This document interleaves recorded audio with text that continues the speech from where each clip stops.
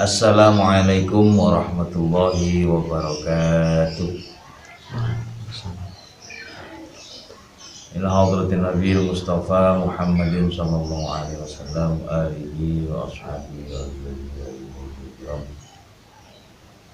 ya bayyani wal anbiya wal mursalin wal malaikati wal rabbin wal salihin wal awliya wal ulama wa amin wal muslimin susan rasulullah sallallahu alaihi Umam alil kitab al-arba'in an-nawawiyah wa abaina wa abaikum wa ummahatina wa ummahatikum wa jaddatina wa syayikhina wa syayikhikum wa mu'allimina wa mu'allikum syawlillahi lahumul fatihah. A'udhu billahi minasyaitonir rajim. Bismillahirrahmanirrahim. Alhamdulillahi rabbil alamin. Ar-rahmanir rahim. Maliki yaumiddin. Iyyaka na'budu wa iyyaka nasta'in. Ihdinas siratal mustaqim. Shiratal ladzina an'amta 'alaihim ghairil maghdubi 'alaihim waladdallin. Bismillahirrahmanirrahim. Alhamdulillahirabbil alamin wa bihi nasta'inu 'ala umuri dunya waddin.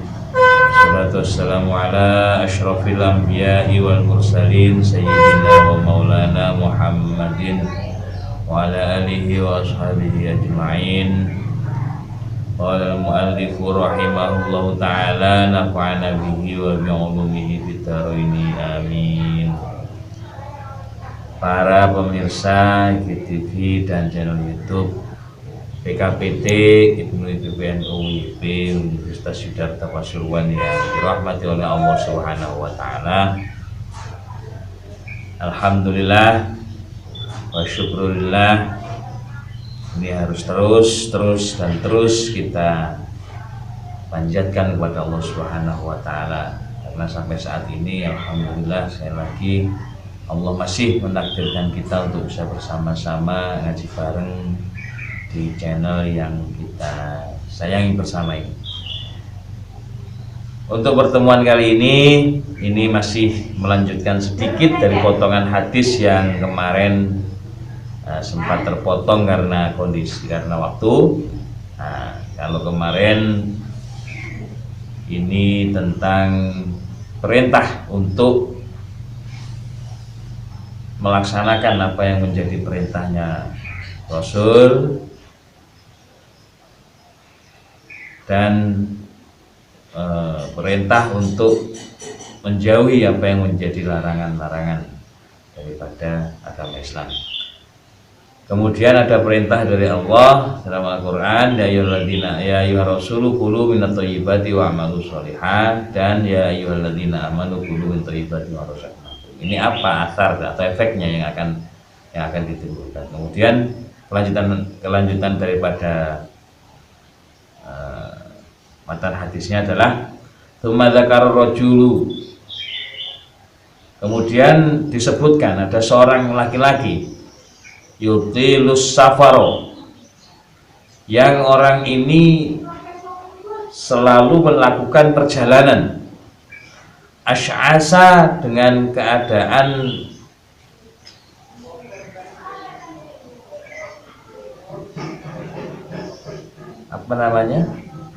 kondisi rambutnya ini tidak tertata atau dahul atau apa? Dahul itu bahasa Indonesianya. Rambutnya itu awut-awutan. Aghbaro, dan kondisi tubuhnya atau fisiknya ini dekil, penuh dengan debu. Yamuddu yadayhi, orang ini menengadahkan kedua tangannya ila sama, ke arah langit. Yaqulu, sambil berkata, ya Rabbi, ya Rabbi, wahai Tuhanku, dalam hal ini menengadahkan tangannya ke langit untuk berdoa.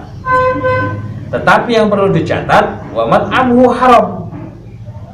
Wa mat'amuhu, sedangkan apa yang dimakan ini adalah makanan haram. Wa mashrabuhu haram, dan apa yang dia minum itu juga haram. Wa malbasuhu haram, dan apa yang dia pakai atau yang dia kenakan itu juga haram. Wa ghudhiya bil haram, dan dia memakan sesuatu dengan cara yang haram. Fa anna yustajabalah.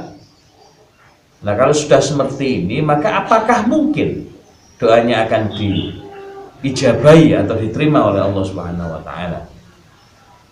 Rawahu Muslim. Dari keterangan kelanjutan daripada hadis ini menitik tekankan tentang esensi daripada doa.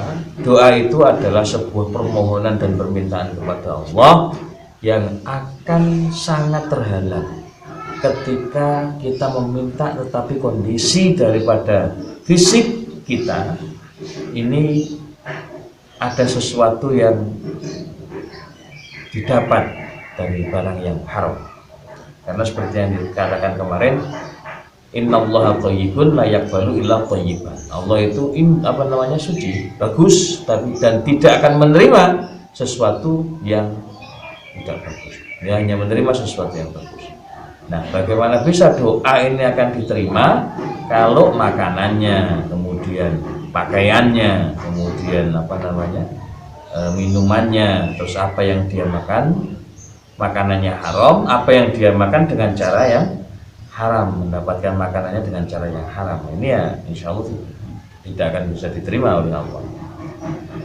Tetapi kalau kita sudah menghindar dari yang haram, insya Allah akan bisa diterima apa yang kita harapkan dari Allah.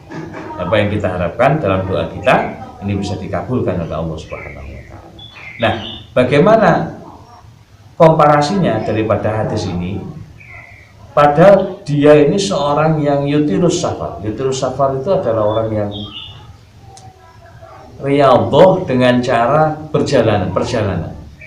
Riyadhah perjalanan ini kan sudah bagus. Seperti yang saya katakan kemarin, ketika frame-nya bagus tapi dalamnya kurang bagus juga tidak akan bagus. Dia seorang yang riyadhah dalam perjalanan dan lain sebagainya. Tetapi sampai digambarkan rambutnya ini enggak tertata, alias enggak jelas gitu ya. Terus kemudian tubuhnya sampai dekil. Tapi ketika segala sesuatunya yang dia dapat, yang dia makan, yang dia pakai itu adalah dari yang haram, tidak akan diterima oleh Allah Subhanahu wa taala. Jadi untuk itu sangat penting sekali bagaimana hidup kita tata agar betul-betul kebersihan diri baik dari luar maupun yang ada di dalam diri kita ini terhindar dari barang yang haram. Karena barang yang tidak pas, yang haram ini tadi pastilah akan memberikan murka, membawa murka dari Allah Subhanahu. Dan ketika itu tidak mendapatkan ridho dari Allah, maka sulit sekali bagi kita untuk meminta kepada Allah. Logikanya begini, kalau kita mau menghadap seorang anak, mau menghadap ke orang tua untuk meminta sesuatu, terus kemudian si anak di dalam kondisi yang tidak bersih baik fisik maupun hatinya, tampak sekali kalau orang itu bersih fisik hatinya, dia tata keramanya pasti baik, kemudian performanya juga baik, cara bicaranya pun pasti baik. Nah, orang tua pun secara otomatis juga akan memberikan rasa kasih kepada orang yang semacam.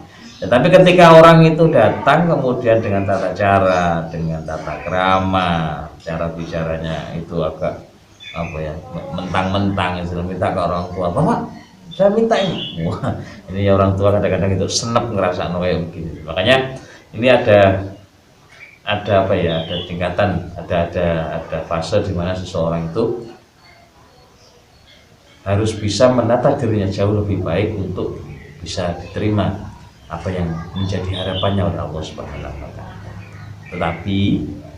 Tetapi untuk masalah doa, kalau memang kita kadang-kadang mikir, nah ya saya ini sudah berdoa setiap hari, saya sudah mohon setiap hari kepada Allah, tapi kok jauh, misalnya yang kehidupannya di bawah standar, kemudian yang masih perjaka, bahasanya anak mahasiswa ini masih jomblo, sulit cari jodoh. Ini kan mohonnya sudah minta ampun pada Allah, ya Allah kasih saya ilmu yang manfaat, kasih saya rezeki yang banyak, kasih saya pendamping yang solihah.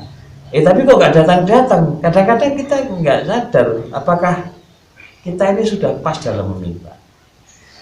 Tapi selain kita mengoreksi diri kita apakah pas kita dalam meminta kepada Allah Subhanahu wa taala, kita juga tetap harus yakin bahwa semua doa yang dipanjatkan kepada Allah selama itu doa untuk kebaikan pasti akan dikabulkan oleh Allah, sebagaimana Allah telah menjanjikan ud'uni astajib lakum.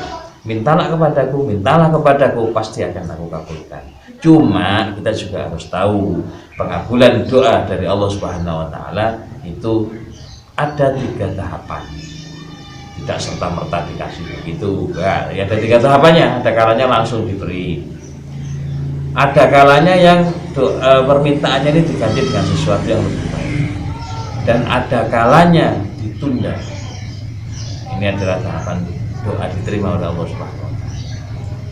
Nah, satu contoh orang tua kita sebagai orang tua yang bijak.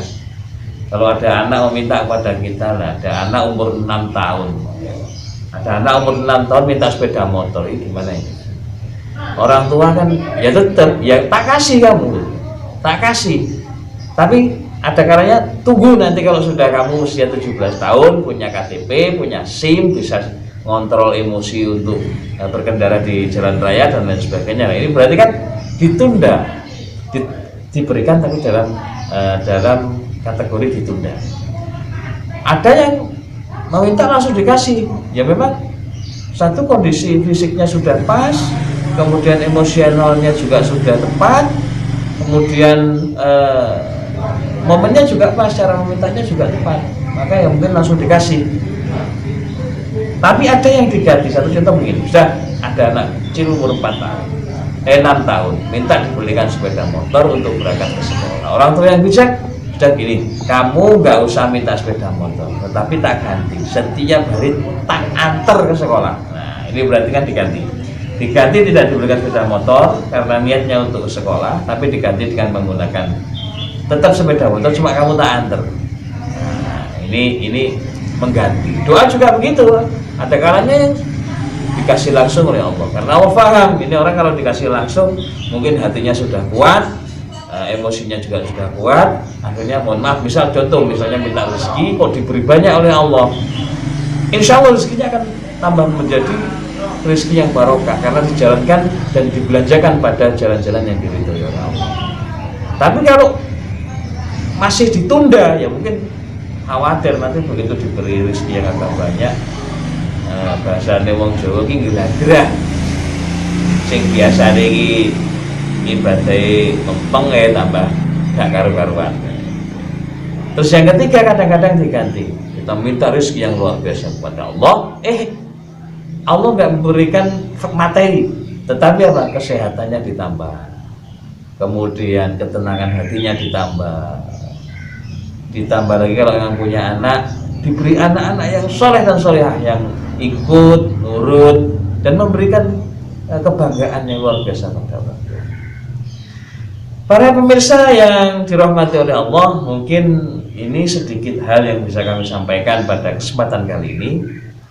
Allahu a'lam bishawab. Semoga sedikit yang kami berikan dengan diiringi hidayah dari Allah Subhanahu wa taala menjadikan ilmu yang bermanfaat. Allahumma waffiq ila aqwamit thoriq. Wassalamualaikum warahmatullahi wabarakatuh.